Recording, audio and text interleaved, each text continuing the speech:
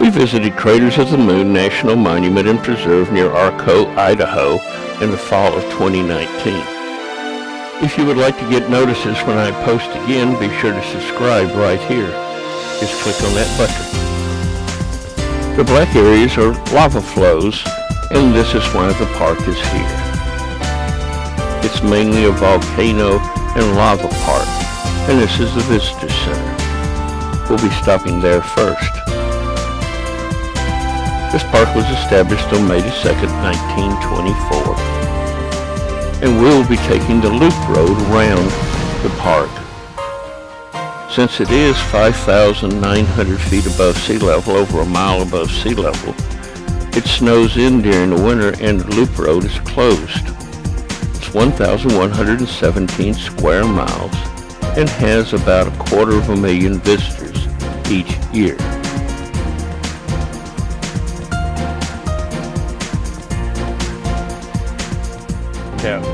And now we head on toward Craters of the Moon National Monument and Preserve.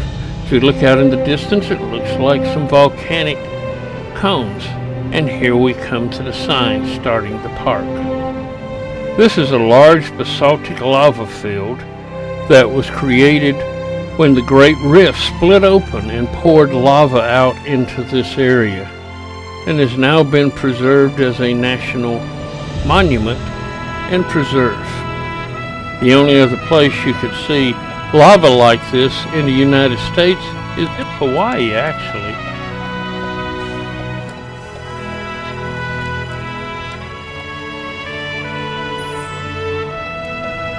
At the Visitor Center, we're going to be learning more about this area created by the hotspot that is now under Yellowstone National Park. We'll be following the loop road, and it's one way around as we go. Through here's the Great Rift. This split open and lowered both ways out, and you can see the results of that lava as it has flown here.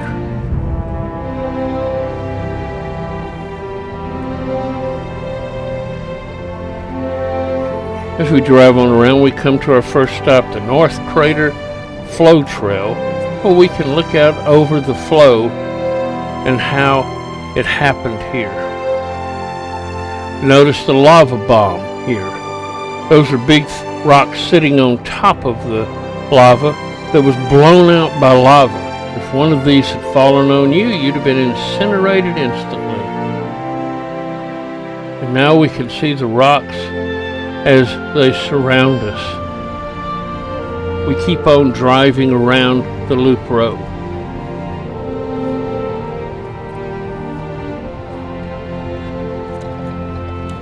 Next, we pull over and watch various kids and their teachers out exploring in this area. Here we notice the lava bombs. You can see one here. You can see another one here that fell. The AA lava. This lava is kind of thick and bubbles up like this, leaving a rough surface. And the Pahoehoe lava that's real thin and flat like this as it flows. The only other place again to see these is if you were to go to Hawaii. Lava started welling up here from the Great Rift on the Snake River Valley about 15,000 years ago, and the last flow was about 2,000 years ago. But scientists expect more to happen in the future.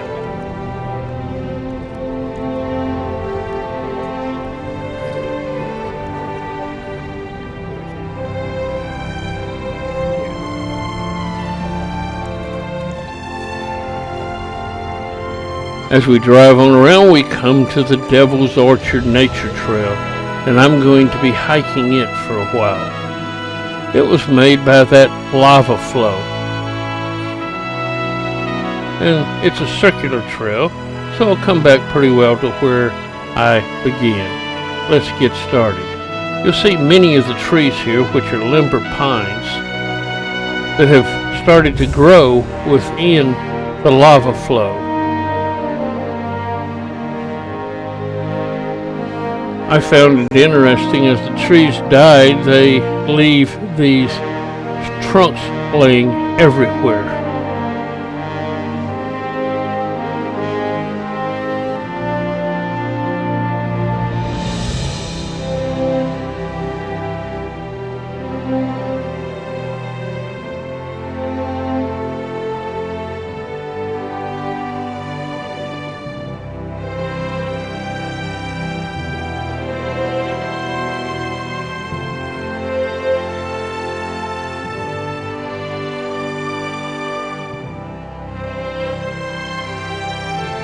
All along, the rocks will be splattered with different types of lichen in different colors.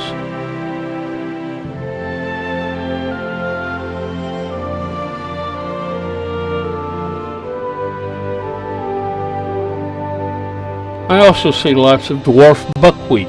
They're regularly spaced because their roots can be up to 3 feet around, and the white leaves reflect the sunlight, keep them cooler. In the trees we also see what are called witch's prunes, caused by mistletoe growing in the trees.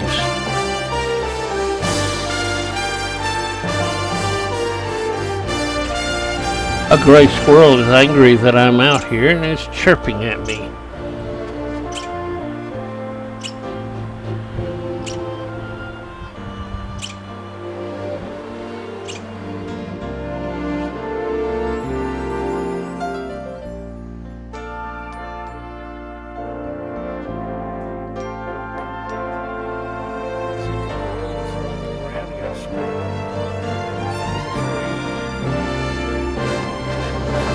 Next we drive to Inferno Cone. This is a cinder cone.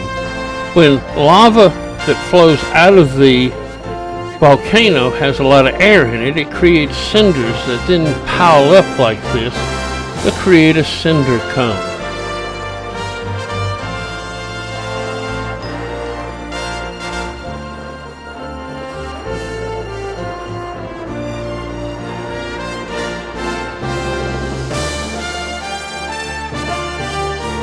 When lava flows around an area but not into it, it's called a kapuka. And here we see a round hill that the lava went around it, creating a unique environment. Here's a shield volcano, a flattish volcano, and here's the Paisley cone, which is another volcanic cone here. There's volcanoes everywhere. And now we're going to the Spatter cone. These mark the Great Rift and the end of its life. What it is at the end is splashing out fairly thick lava in splatters, and it splatters all over, making it small cones like this. And we're going to go look in a couple of them.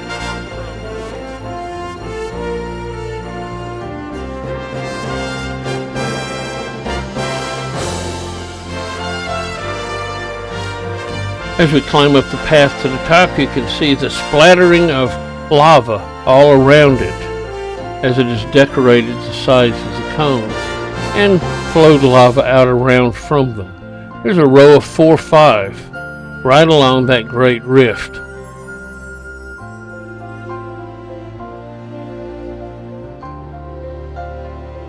And you can see lots of lichen on the rocks.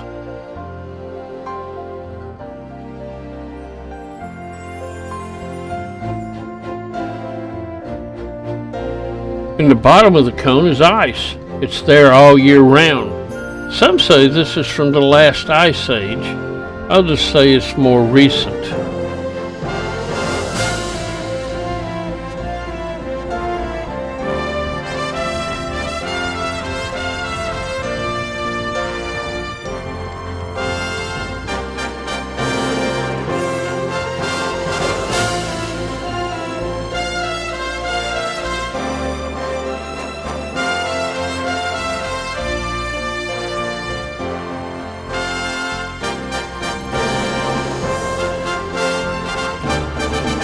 And then as we drive on around, we look at more of the lava flows and the plants that are starting to grow back up on top of it.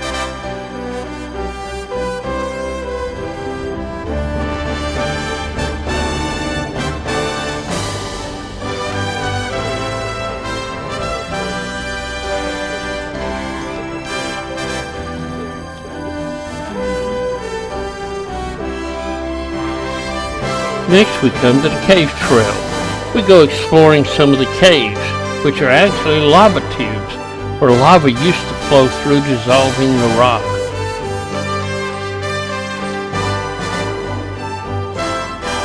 And now we're about to finish our loop and head back to the Visitor Center. Soon we'll be leaving Craters of the Moon National Monument and Preserve.